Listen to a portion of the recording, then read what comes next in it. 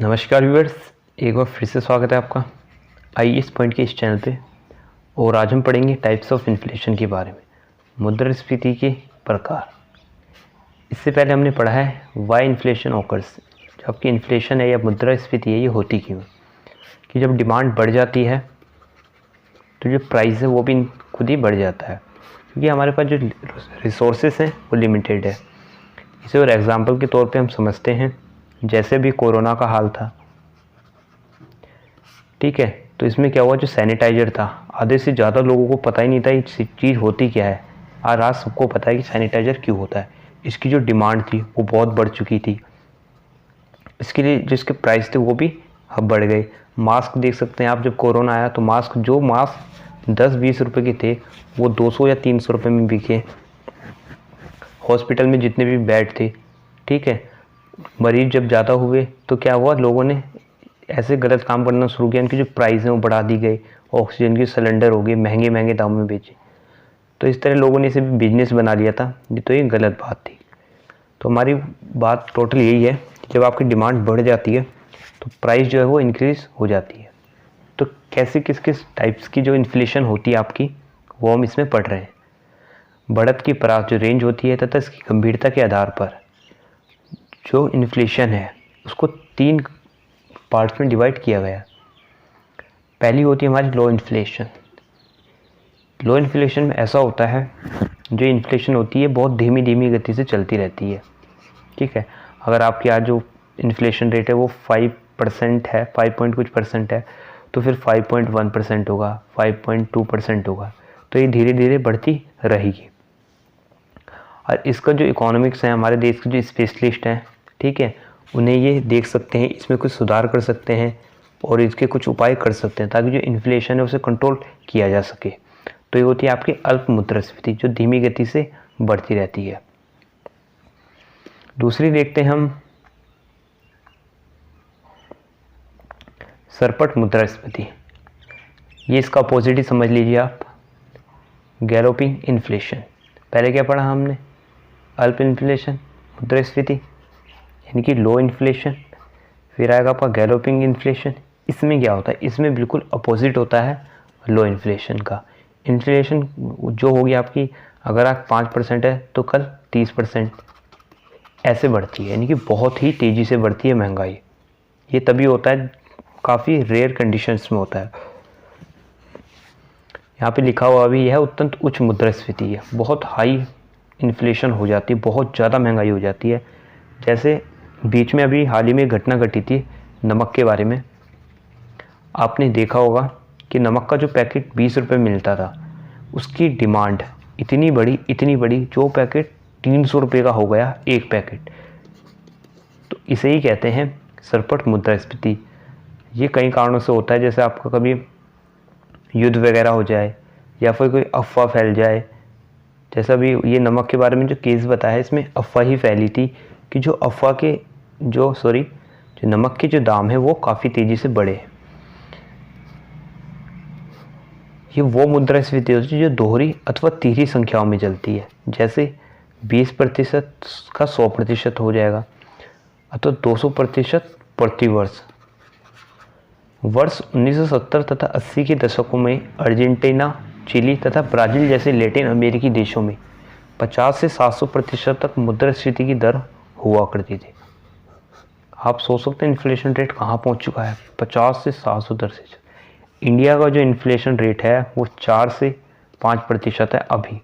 तो आप सोचिए 50 से 700% कितना होता होगा, यानी कि आप अगर वहाँ 100 रुपये लेके जाएंगे तो उसकी जो कीमत होगी वो लाखों में से भी ज़्यादा होगी, आई थिंक। तो ये इतना इसलिए होता है क्योंकि वहाँ की जो वो हो गया परचेसिंग पावर होगी जो लोगों की, वो काफ़ी हाई हो जाती है। तो यही तो कारण है कि गवर्नमेंट क्यों अधिक से अधिक नोट छाप कर सबको अमीर क्यों नहीं बना देती, क्योंकि लोगों की परचेसिंग पावर हाई हो जाएगी और उससे क्या होगा, महंगाई बढ़ेगी। क्योंकि ऐसा होता है, हमारे पास अगर कोई चीज़ है, जैसे चावल का उदाहरण मान लिया जाए, हमारे पास जो चावल है वो 1 कुंटल है, ठीक है, बहुत बढ़िया क्वालिटी के जो है, और इसकी जो कीमत है वो है 500 रुपये किलो। अगर सभी इतने एलिजिबल हो जाएं कि 500 रुपये खरीद लिए जाएं, तो ये 500 न रहकर 10,000 रुपये किलो भी जा सकती है इसकी जो प्राइस है। 1980 के दशक के अंत में सोवियत संघ के विघटन के बाद रूसी अर्थव्यवस्था में ऐसे ही अत्यंत उच्च मुद्रास्फीति दर्ज की गई थी। तीसरी आती है हमारी अति मुद्रास्फीति। इसे कहते हैं हाइपरनी इन्फ्लेशन। यह मुद्रास्फीति का बड़ा और बढ़ता हुआ रूप है, जिसकी जो वार्षिक दर है वो अरबों या खरबों रुपए में हो सकती है। ऐसी मुद्रास्फीति में न सिर्फ बढ़त बहुत बड़ी होती है, बल्कि ये बहुत कम समय के अंदर हो जाती है। दाम रातों रात बढ़ जाते हैं। तो ये भी उसी तरीके की इन्फ्लेशन है जिसमें दाम जो है वो रातों रात बढ़ जाते हैं। 100 का यहाँ पे कब 10,000 हो जाएगा पता भी नहीं चलेगा। अति मुद्रास्फीति यही होती है आपकी। इसका जो सबसे अच्छा उदाहरण है वो है अर्थशास्त्री 1920 के दशक की शुरुआत में प्रथम विश्व युद्ध के बाद जर्मनी का मानते हैं। इसका जो उदाहरण है 1923 के अंत तक दाम 2 साल पहले के दामों की तुलना में 36 अरब गुना ज़्यादा थे। 1923 का जो अंत था, जिस साल का जो अंत था, उसके जो दाम थे 2 साल पहले जो थे उनमें कितना अंतर था? 36 अरब गुना ज़्यादा। दुगुना समझ सकते हैं आप, 4 गुना, 5 गुना, ये समझिए 36 अरब गुना कितना हो सकता है। मुद्रास्फीति इतनी ज़्यादा थी कि जर्मन मुद्रा का इस्तेमाल लोग वास्तविक मुद्रा के तौर पर न करके चूल्हा जलाने के लिए ईंधन के तौर पर कर रहे थे। इतना पैसा लोगों के पास आ गया था, जो नोट थे उनको जला के लोग आग सेक रहे थे या फिर आग में खाना बना रहे थे। 1985 में बोल्विया 24,000% प्रतिवर्ष और 1983 में पूर्व यूगोस्लाविया में 20% अति मुद्रास्फीति के उदाहरण देखने को मिलते हैं। इस तरह की मुद्रास्फीति से घरेलू मुद्रा बहुत तेजी से अपना भरोसा खो देती है और लोग रुपए के दूसरे विकल्पों को अपनाना शुरू कर देते हैं। उदाहरण के लिए भौतिक वस्तुएं जैसे सोना, विदेशी मुद्रा हो गई आपकी फॉरेन करेंसी, इन्हें इन्फ्लेशन प्रूफ संपत्ति के तौर पर भी जाना जाता है।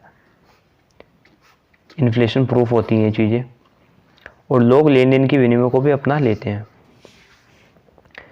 अगर आप आज 1,000 रुपये बचा के रखोगे और आज से 10 साल बाद इसे अकाउंट से निकालोगे, मान लीजिए एक उदाहरण के तौर पे, तो आपके बच्चों को 1,000 रुपये नहीं मिलेंगे, मुश्किल से 100 रुपये ही मिलेंगे। 100 भी क्या, 10 रुपये के बराबर इसकी जो प्राइस वैल्यू हो जाएगी। लेकिन अगर आप 1,000 रुपये का सोना खरीदते हैं तो इसकी जो प्राइस है वो 1,000 से 10,000 हो सकती है। तो यहाँ पे यही बात की जा रही है कि ये इन्फ्लेशन प्रूफ संपत्ति के तौर पर होती हैं ये चीज़ें, कि इन पर इन्फ्लेशन का कोई फ़र्क नहीं पड़ता है। अदर वेरिएंट देख सकते हैं आप इन्फ्लेशन के और भी भिन्न रूप मुद्रास्फीति के। गत्या विरोध, मार्ग विरोध मुद्रास्फीति, बोटलनेक इन्फ्लेशन। ये तब होती है जब आपूर्ति में अचानक बहुत तेज़ी से गिरावट आ जाए जबकि मांग अपने पुराने स्तर पर बरकरार रहे। ये कब होता है? जब आपकी जो सप्लाई है वो बहुत कम हो जाती है और मांग जो है वो पुराने स्तर पर चलती रहती है।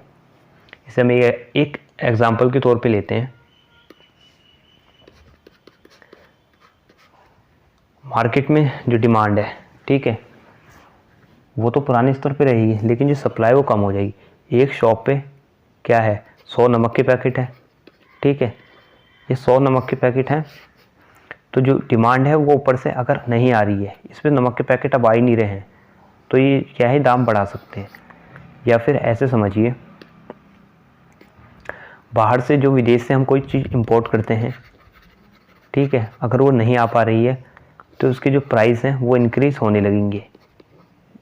जैसे पेट्रोल होता है आपका, कभी अगर जैसे अभी युद्ध की स्थिति देख सकते हैं आप, ठीक है, अगर पेट्रोल नहीं आया तो इसके जो प्राइस है वो इंक्रीज़ होंगे, क्योंकि जो डिमांड है वो तो पुराने स्तर पर है, लेकिन जो इसकी सप्लाई है वो कम होती रही है।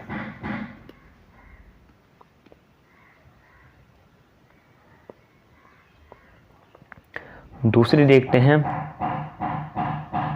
मम्र मुद्रास्फीति या कोर इन्फ्लेशन। इसका जो नाम है, ये मुद्रास्फीति की गणना करते वक्त वस्तुओं और सेवाओं को शामिल किए जाने या ना किए जाने पर आधारित है। पश्चिमी अर्थव्यवस्थाओं में लोकप्रिय कोर मुद्रास्फीति ऊर्जा और खाने के सामानों को छोड़कर सभी वस्तुओं और सेवाओं के दामों में बढ़ोतरी दिखाती है। भारत में साल 2000 से 2001 में इसकी पहली बार इस्तेमाल किया गया था।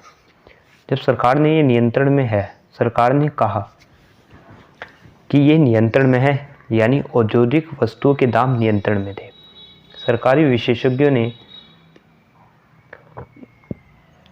इसकी इस आधार पर आलोचना की कि सरकार ने खाने पीने की चीज़ों और ऊर्जा को मुद्रास्फीति से अलग कर दिया है, और फिर इस मोर्चे पर संतुष्टि महसूस करने लगे कि मूल रूप से पश्चिमी अर्थव्यवस्थाओं में खाना और ऊर्जा जनता की मुश्किल नहीं है, जबकि भारत में दो पहलू उनके लिए अहम अदा करते हैं।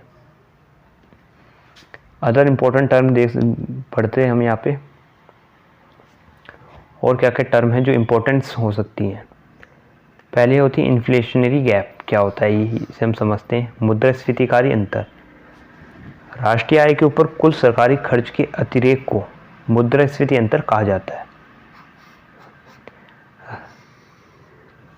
जितनी भी आपकी नेशनल इनकम है, ठीक है, उसके ऊपर जितने भी सरकारी जो गवर्नमेंट खर्च हो रहे हैं उनके बीच का जो गैप होगा, ठीक है, उसको मुद्रास्फीति अंतर कहा जाता है।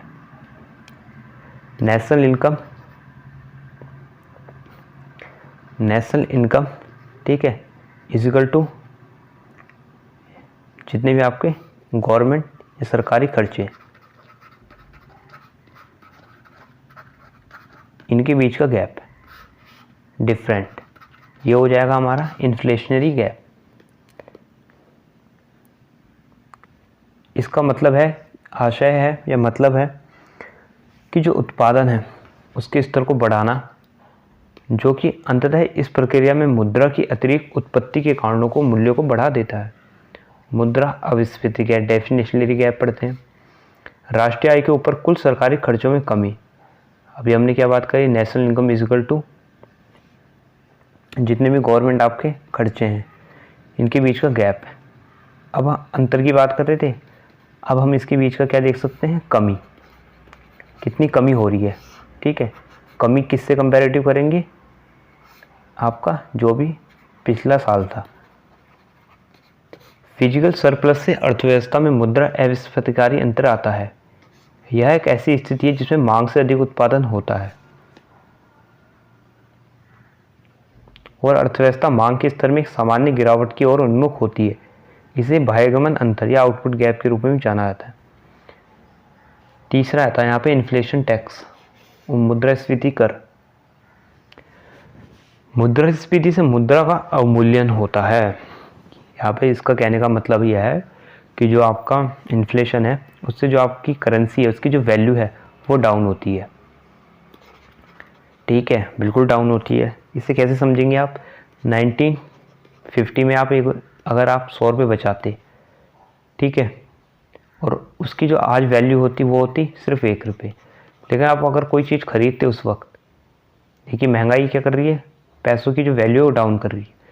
कोई अगर कोई चीज़ परचेज कर लेते आप 100 रुपये का, सोना या कोई भी चीज़, तो उसकी वैल्यू यार बहुत ज़्यादा होती है, ठीक है।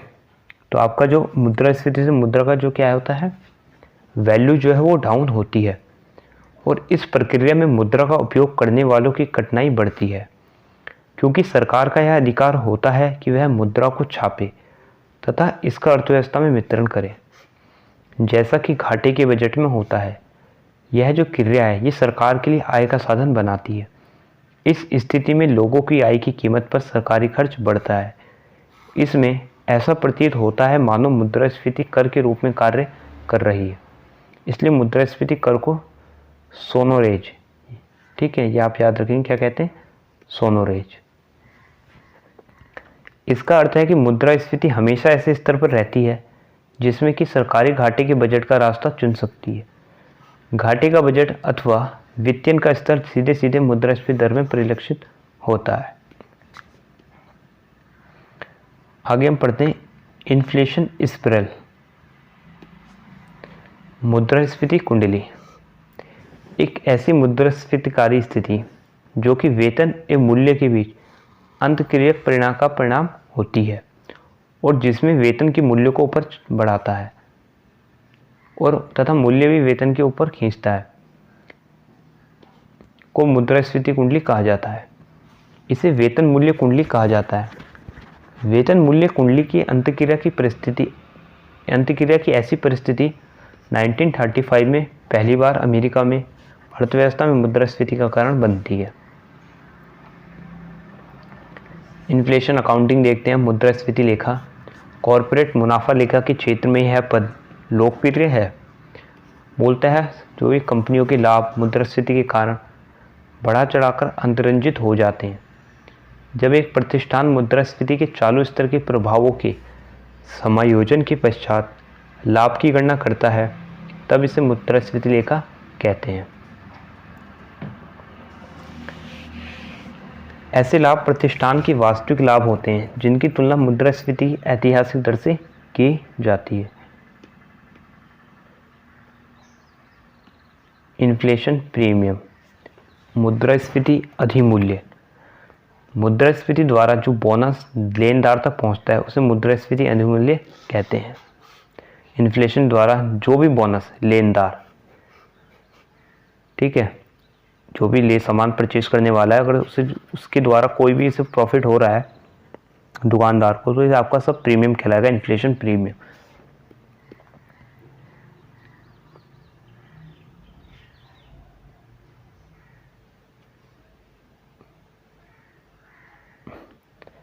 फिलिप्स वर्क, यह एक ग्राफिक वर्क होता है जो कि मुद्रास्फीति तथा बेरोजगारी के संबंधों को दर्शाता है।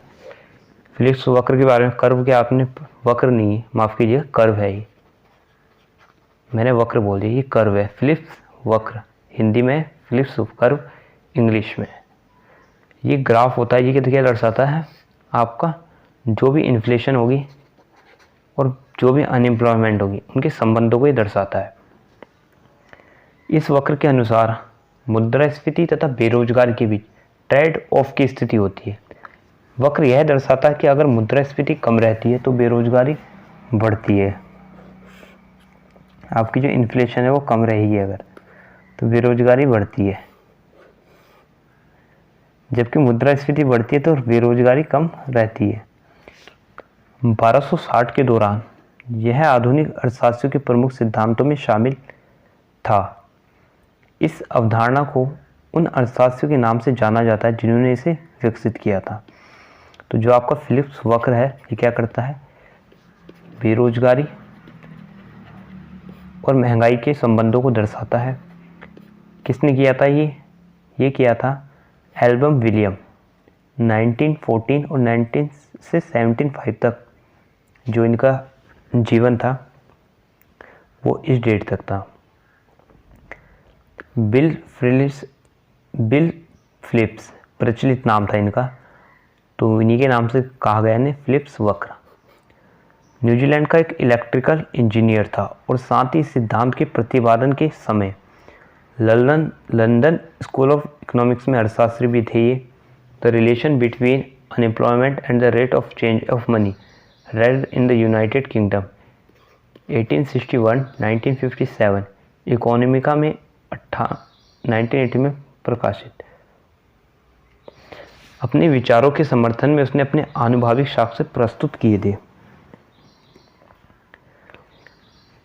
सन 1960 के दशक की शुरुआत तक पूरी दुनिया में एक अर्थशास्त्र विवेक जागृत हुआ कि एक खास प्रकार की मौद्रिक नीति का पालन करके बेरोजगारी पर अंकुश लगाया जा सकता है तथा कुछ बढ़ी हुई मुद्रास्फीति की कीमत पर बेरोजगारी को स्थायी रूप से यहाँ पे कम किया जा सकता है।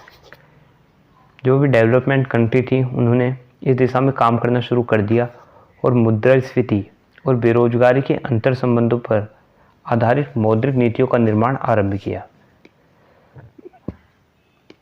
यह विचार विकासशील देशों में 1960 के दशक तक लोकप्रिय हुआ। हालांकि उनमें एक संभ्रम की स्थिति थी, कन्फ्यूजन था अभी भी, क्योंकि वे एक साथ उच्च मुद्रास्फीति दर के साथ बेरोजगारी का वृद्धि का भी सामना कर रहे थे।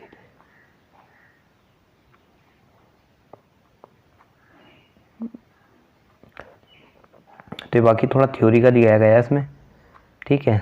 बाकी आपका ये है प्रतिसर्जन मुद्रास्फीति, रिफ्लेशन है, स्टिफ्लेशन है, ठीक है। अब हम ये पढ़ेंगे अगली वीडियो में। आज के लिए तो इतना काफ़ी हो गया हमारा कि मुद्रास्फीति लक्षण, इन्फ्लेशन के टारगेट्स क्या है, ठीक है। तो आज के लिए इतना ही काफ़ी है। अगर आईएएस पॉइंट पे आप नए हैं तो इसे सब्सक्राइब कीजिए और जो लेक्चर है इसे शेयर कीजिए अपने दोस्तों के साथ। जल्दी मिलते हैं एक नई वीडियो के साथ। Thank you.